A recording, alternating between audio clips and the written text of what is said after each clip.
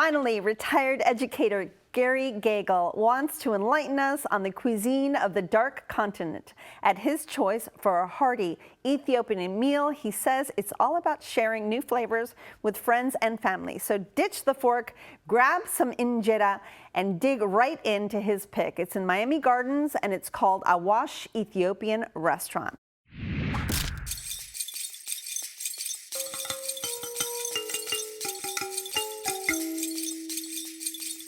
My name is Fouad Wasil.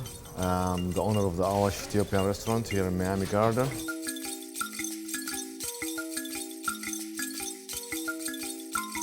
We've been here in Miami Garden almost 20-something years with some other business. So we decided we have to do something and making it like a center with Ethiopian culture, with Ethiopian cuisine.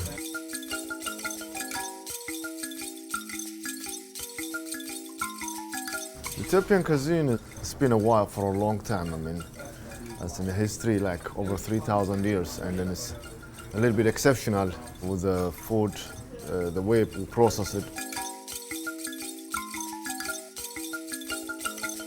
Awash Ethiopian Restaurant is a family, a traditional and cultural place to enjoy.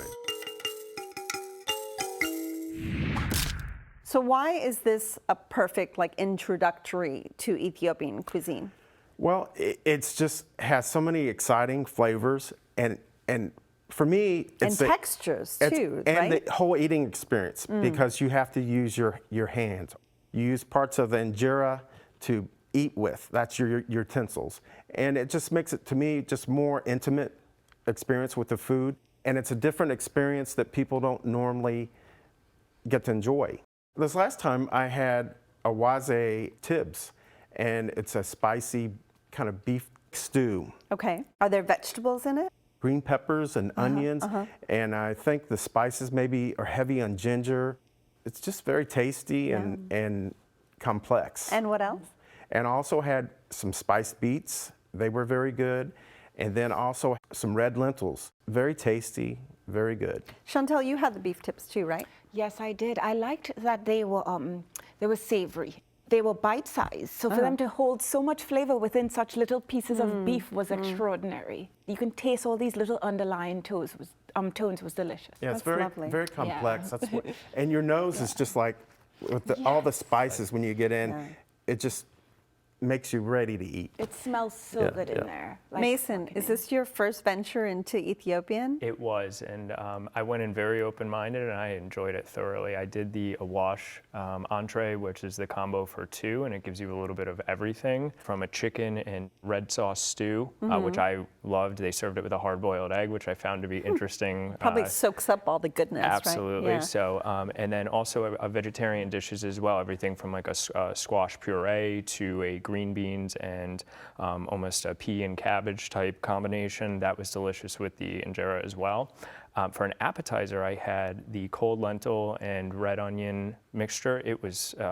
Was it kind of like a lentil salad? It was, and that's how I thought of it. Almost their version of what I had, the German potato salad, but what they would serve almost for a side. And it's something I'm going to try and make at home because I found it to be such a great warm weather dish. And also for. While we're on appetizers, they had a delicious flaky pastry with either a beef or a lentil filling. I think they're called sambusas. They are Sambusa. sambusas. Okay, there you go. I think everybody has an empanada, but it's called something I different. loved the little triangular. They were so petite, you know, it was.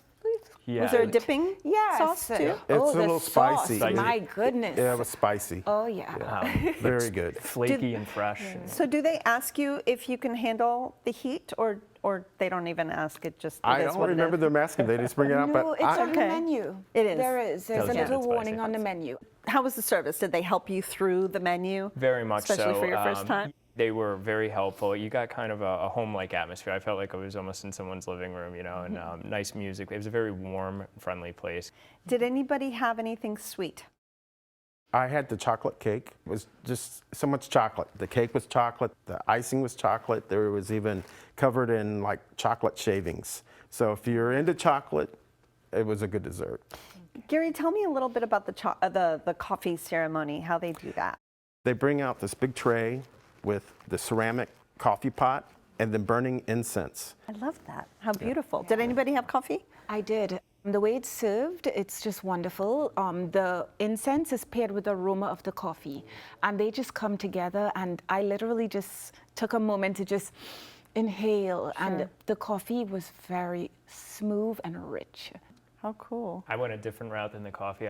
They have a juice bar. Sure, So I sure. tried their fresh lemonade, and it was excellent. They Oh, with serve the it- mint? Yeah, I was going to say, they serve it that's with a amazing. delicious. So refreshing. Yep. Yep. I highly Especially with this type of food that has a lot of spices. It's a bit heavy. It really cleanses the palate. You know, The juices and- really yeah. do. Yep. Easy to find? Easy find. It's right off 441, and kind of a nondescript shopping mall. Sure. Yeah. And from outside, it's not that impressive. But once you go inside and hear the music, And it's quite large. Right. Once you go in, my goodness, it's huge in there. Well, Gary, a Wash Ethiopian was your pick. Sum it up for us. leave the passport at home and explore the exotic taste of Ethiopia. Chantel? I enjoyed it from the smell to the atmosphere to the peacefulness I felt, and everything was delicious tasting. Mason? Yeah, if you want to have a delightful experience tasting another side of the world, I highly recommend it. For exotic African flavors, you don't need a passport. Just head to a Wash Ethiopian restaurant located at 19934 Northwest 2nd Avenue in Miami Gardens. Open every day but Monday for lunch and dinner. Reservations are accepted, and the average price for dinner without drinks is about $30.